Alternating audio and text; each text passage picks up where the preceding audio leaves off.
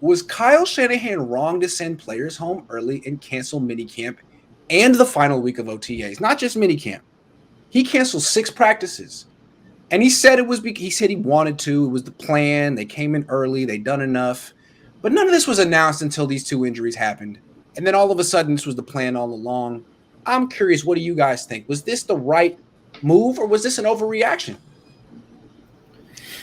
I think it's yet to be determined because we don't know what's going to happen, right? I don't know. I don't know. Maybe you could answer the question, Grant. Is he sending everybody home or is everybody He's sending them home? Go home.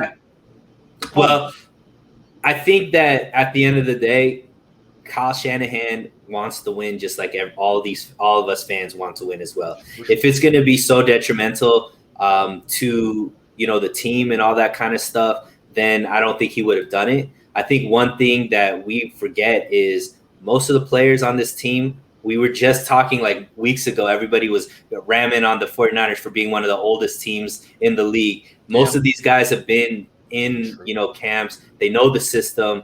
We're not putting in too many new starters that are like really. Trent Williams and Alex Mack weren't participating. These were all guys in their 20s. So it seems like this is more geared towards, just getting people ready and all that kind of stuff, which maybe they could do on their own. So I don't think it's, going to be super detrimental. I think this was something that just needed to be done. Maybe it was just like he probably was reading the room. Maybe the guys were going too hard. Maybe these injuries got people thinking certain things. So this was just a move that he had to make.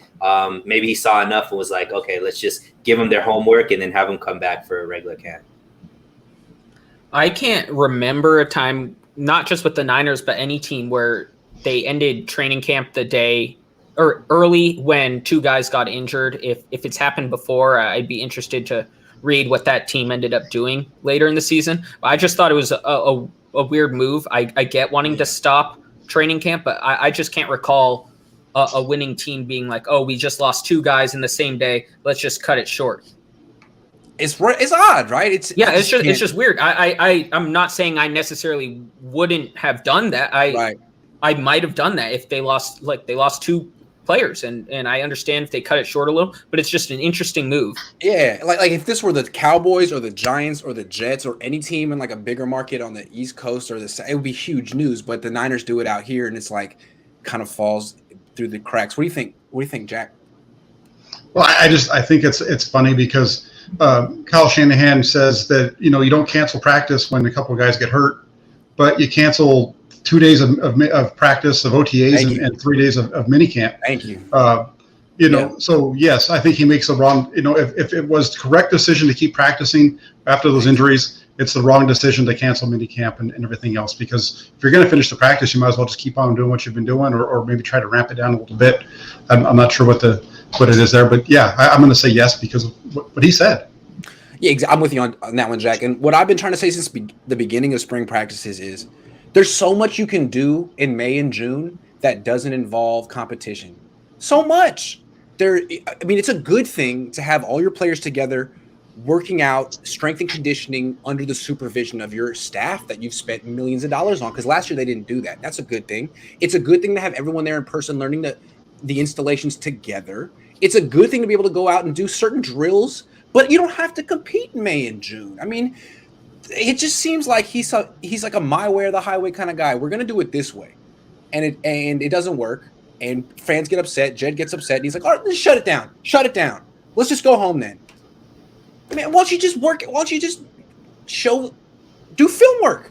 Show the kids, show the young kids what to expect from the Lions, what to expect from the Eagles. Go through. It just seems like there's so much you can do. It seems like a total overreaction. You don't need to go home. If I were a first-year player in the team, I'm like, why do I want to go home? I want to be here. I don't want to go to Alabama. I was in Alabama for 22 years. I'm cool with Alabama. Silicon Valley seems interesting. Let's talk, man. I'm interested in what you have to say. I think it's a mistake, man. I think maybe not a mistake, but it's a total missed opportunity. It's a missed opportunity. I can guarantee you that if this happened at Alabama, Nick Saban's sending those Alabama players home for the summer.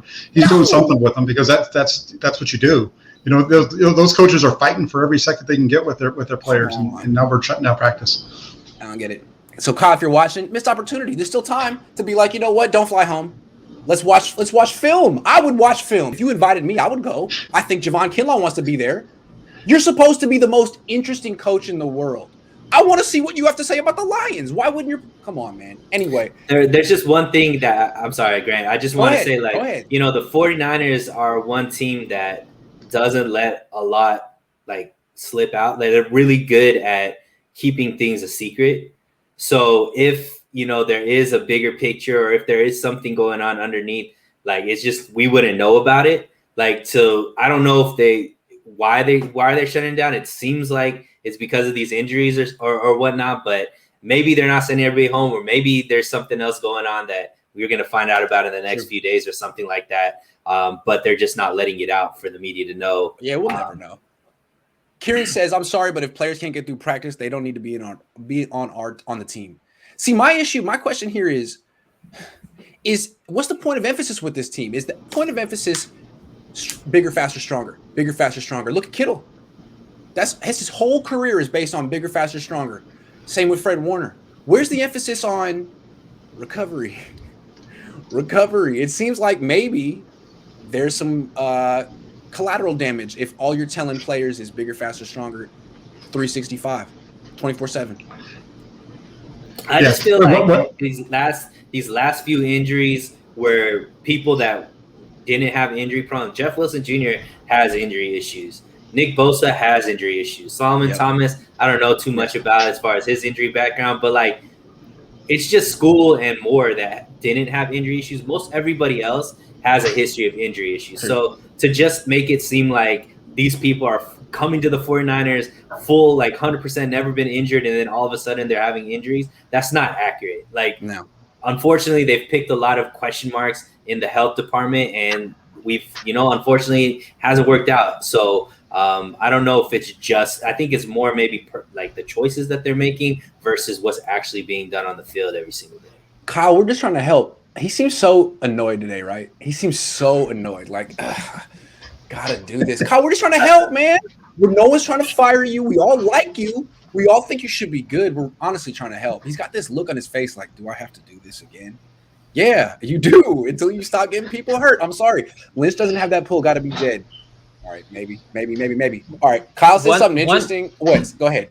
I was just going to say, well, one thing, Big Gold Nuggets in the comments also said, like, what you were saying, recovery is important, and that's something Brady's focused on his whole career. Yeah. And that's something that's really important. But also, some guys that have come over here, veterans that have seen a strike up in injury history. Just look at Jerick McKinnon, missed one game the 3 years prior to signing with the 49ers, and then missed 2 seasons. It's there's been injuries that some guys are coming over here and then it's happening. He's like one of 16 dudes who's gotten hurt in practice since Kyle's been here. I've been putting together a list, and every 2 hours I forget a guy. Ben Garland last year missed the whole season with the high ankle sprain he suffered in training camp. There's like 16 guys. Ben says Kyle had to cancel practice, otherwise Grant, Mav, etc. would have roasted him on this channel, and Kyle would have a PR nightmare, the Grant Cohn effect. He's just reacting to us now, huh? He's just reacting to us. Real quick, go ahead, Zach. Sorry. I was going to say real quick on the bigger, faster, stronger, and the lack of recovery. One thing that we got to remember too is we all had a really hard time with Jimmy Garoppolo not coming back last year, right? So this is a situation where Garoppolo took our advice. He sat out. And now, according to Kyle Shanahan, he's having the best spring of his tenure. We're going to talk about that in a second. Yeah. Sorry. Yeah. But yes. Mm-hmm. Oh, real quick. Raymond says conspiracy. Kyle looked like a grounded teenager during the press conference. I agree. He did look like a grounded teenager. Did Jed ground minicamp? Let's not forget Jed's history of impatience. It's interesting that a lot of the fans are connecting these dots. I honestly never thought of that. I never thought that Jed's behind this, but if you guys all think it, man, I'm open-minded. What do you guys? Is it possible that this is more in Jed's personality than Kyle's? I don't know. That's a deep conspiracy, but it's intriguing. It makes me go like this. Well, go back to the Kyle Shanahan today press conference.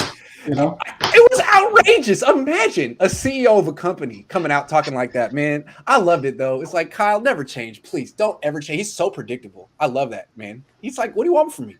Why do I have to change? My dad's been impressed with me since I was 11 years old. Yeah. Yeah, Tobin says Niners need to subscribe to the TB12 method. Problem solved. Yeah, probably. Avocado ice cream. That's what we Avocado need. ice cream.